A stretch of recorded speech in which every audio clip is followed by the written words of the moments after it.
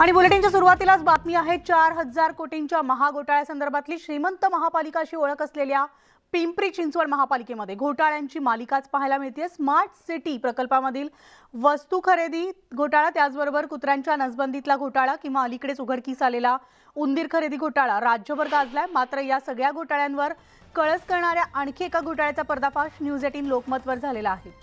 पिंपरी चिंचवड महापालिकेच्या स्थापनेपासून म्हणजेच मागील 40 वर्षांमध्ये केल्या गेलेल्या विविध विकास कामांच्या फाईल्स गायब झालेल्या असून या फाईलची गहाळ झाल्यामुळे पालिकेला तब्बल 3,982 कोटी 15 लाख रुपयांवर पाणी सोडण्याची वेळ आली आहे। तर फाईलबाबत खुलासा न करणाऱ्या विभाग प्रमुखांनीच हा महाघोटाळा केल्याचा आरोप माहिती अधिकार कार्यकर्ते विजय पाटील यांनी केला आणि महापालिकेच्या स्थापनेपासून जितक्या अधिकाऱ्यांनी आयुक्त पद उपभोगले त्यापैकी एकानेही ही रक्कम वसूल करण्याची तसदी घेतलेली नाही, तर राजकीय दबावामुळे ही ज्या वसुली आहेत त्या केल्या गेल्या नसल्याचा आरोप करण्यात येतोय। मात्र आता महापालिकेचा गाडा हाकणाऱ्या प्रशासकीय अधिकाऱ्यांनी या प्रकरणाचा निपटारा करण्याचं आश्वासन दिलं। त्या फाईली लेखापरीक्षणाला दिल्या पाहिजे। त्या फाईली जर राज्य शासनाच्या कमिटीला जर त्यांनी दिल्या नसतील तर ते हिशोब तरी कसा तपासणार?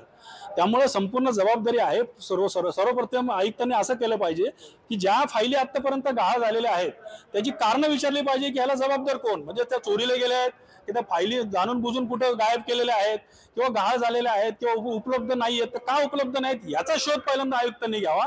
आणि जर याचा जर प्रामाणिकपणे त्यांनी जर साथ दिली नाही तर फौजदारी कलम अन्वये आयुक्त त्यांच्यावर कारवाई करू शकतात। लेखा किंवा ऑडिट विभागाकडे जे काही प्रलंबित पॅरा आहेत त्याच्या अनुषंगाने आपण आढावा घेण्याचं माननीय आयुक्तांचे आदेश आहेत। त्याप्रमाणे प्रत्येक अतिरिक्त आयुक्त हे त्यांच्या अधीनस्थ विभागाच्या अनुषंगाने हे सगळं आढावा घेण्याचं नियोजित आहे। आपण पुढच्या आठवड्यामध्ये या संदर्भाची बैठक घेऊ आणि जे आपण मुद्दे सांगतात ते पण तपासून त्याच्याबद्दलची आवश्यक ती कारवाई करू।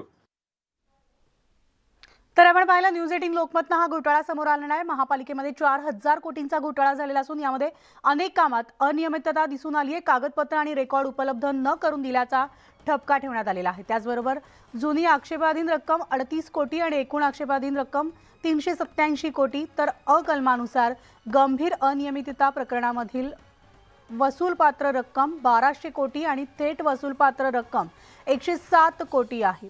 तर रेकॉर्ड उपलब्ध न झाल्याने प्रलंबित रक्कम 4,000 कोटी झालेली आहे। ते एकूण पिंपरी चिंचवड महापालिकेमध्ये 4 कोटींचा घोटाळा झाल्याचं समोर आलेलं आहे।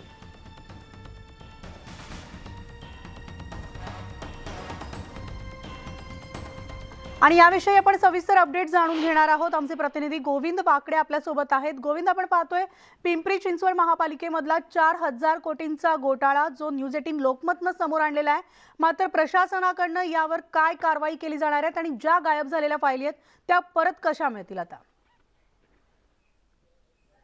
म्हणाली खरं तर हा अत्यंत गंभीर सगळं प्रकरण आहे। मागच्या 40 वर्षामध्ये ऑडिट विभागाने जे काही याच्यामध्ये आक्षेप घेतलेले आहे त्या आक्षेपांची संख्या 42,000 आहे आणि या आक्षेपामध्ये जे गंभीर आक्षेप आहेत ज्याला अकलमानुसार म्हटलं जातं त्यातली ती संख्या सुद्धा खूप जास्त मोठी आहे आणि त्या आक्षेपानुसार 107 कोटी रुपये जे विभाग प्रमुख आहेत त्यांच्याकडनं वसूल करणं गरजेचं आहे, मात्र ती सुद्धा अद्याप वसूल केल्या गेली नाही।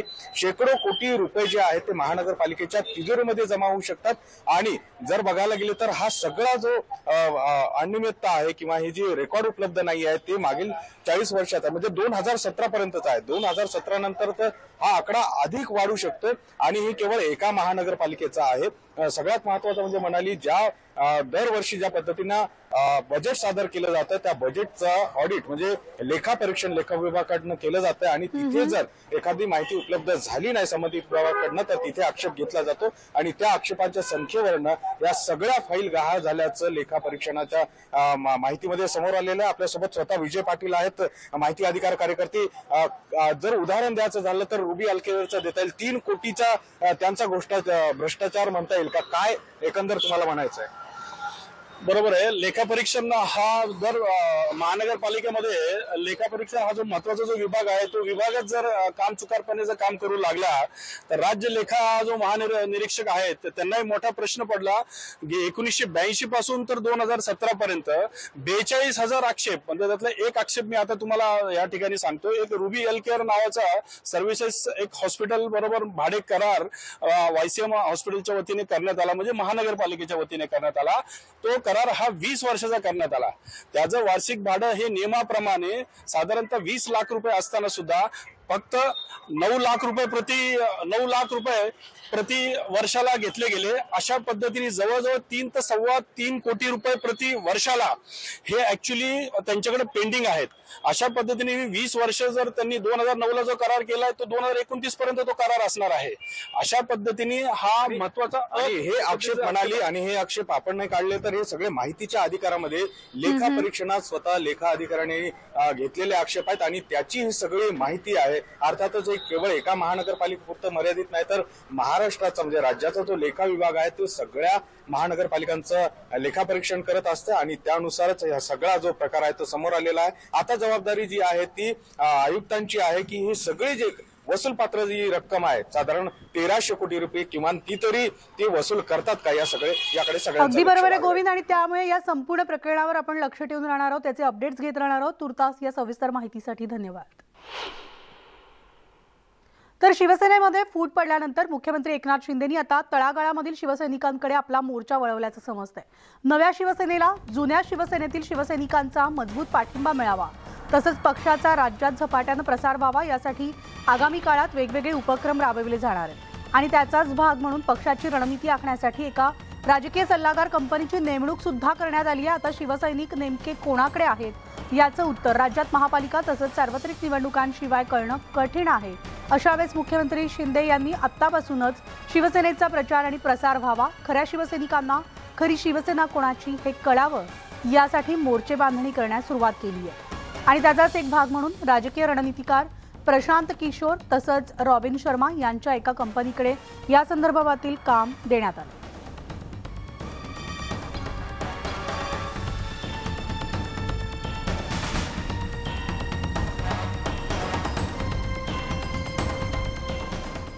तर संजय राऊत यांनी पुन्हा एकदा सत्ताधाऱ्यांवर निशाणा साधलाय. गिरण कारखान्यांच्या नावाखाली आर्थिक गैरव्यवहार केल्याचा आरोप त्यांनी केलेला असून भाजप नेत्यांवर कारवाई का होत नाही असा सवाल उपस्थित केलाय. फडणवीस गुंडांना भ्रष्टाचारांना पाठीशी घालतात असा आरोप करताना भ्रष्ट मंत्र्यांकडून काडतूस फेका असंही राऊत म्हणाले.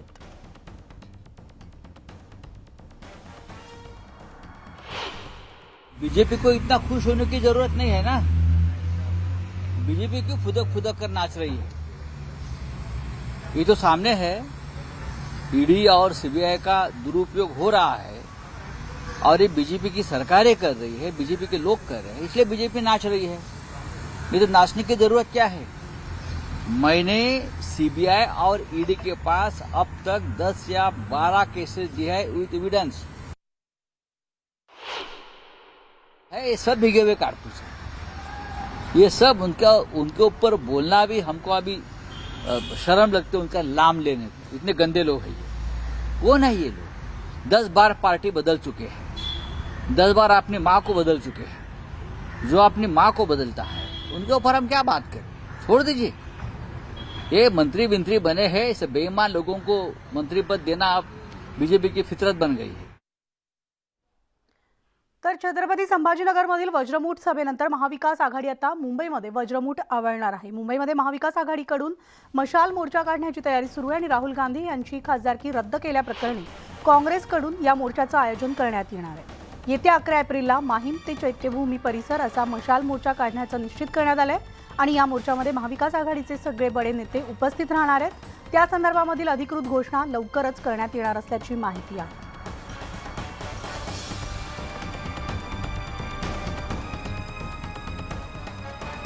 आणि याविषयी आपण सविस्तर अपडेट जाणून घेऊयात. आमचे प्रतिनिधी विनोद राठोड आपल्यासोबत आहेत. विनोद, मुंबईमध्ये 11 एप्रिल रोजी काँग्रेसचा एक विशाल मोर्चा जो आहे वज्रमूठ मोर्चा निघणार आहे. महाविकास आघाडीचे सगळे नेते उपस्थित राहणार असल्याचं कळतंय. काय सविस्तर अपडेट्स? राहुल गांधी यांची लोकसभेमध्ये सदस्यता रद्द झाल्यानंतर काँग्रेस पक्ष आक्रमक झाला आणि त्या आक्रमकतेने महाविकास आघाडीला सोबत घेण्याचा प्रयत्न काँग्रेस पक्षाचा आहे. छत्रपती संभाजीनगरमध्ये ज्याप्रमाणे मोर्चा झाला त्याच्यानंतर मात्र राहुल गांधी यांच्या समर्थनात मुंबईमध्ये मोर्चा निघणार आहेत आणि ते मोर्चा मुंबई प्रदेश काँग्रेस यांच्या अध्यक्षतेखाली निघणार आहे. काल एक बैठक झाली, त्या बैठकीमध्ये मशाल महामोर्चा काढण्याचा निश्चित झाला आहे. चैत्यभूमी माहिंद्र चैत्यभूमी असा हा मोर्चाचा रूट असणार आहे आणि राहुल गांधी यांची खासदारकी रद्द झाल्यानंतर देशांमध्ये आणीबाणी लागल्याचा आरोप काँग्रेस पक्षाकडून केला जात आहे आणि त्या पार्श्वभूमीवर हा महामोर्चा काढण्यात येणार आहे. या मोर्चांमध्ये काँग्रेस पक्षाचे वरिष्ठ नेते, राष्ट्रवादी पक्षाचे वरिष्ठ नेते आणि शिवसेनेचे वरिष्ठ नेते या मोर्चामध्ये सामील होणार असल्याची माहिती सूत्रांनी दिली आहे. मुंबई काँग्रेस पक्ष या सर्व मोर्चाचं नियोजन करणार आहेत आणि त्या पार्श्वभूमीवर मुंबई काँग्रेसकडून या महामोर्चाची तयारी सुरू झाली आहे आणि साधारणतः या महामोर्चाचा स्वरूप हा एक मशाल असा एक मोर्चा असणार आहे आणि त्या मशालच्या माध्यमातून सरकारला जागृत करण्यासाठी हा मशाल असा सिंबॉल काँग्रेस पक्षाने ठेवला असल्याचं बोललं जात आहे. धन्यवाद विनोद या सविस्तर माहितीसाठी.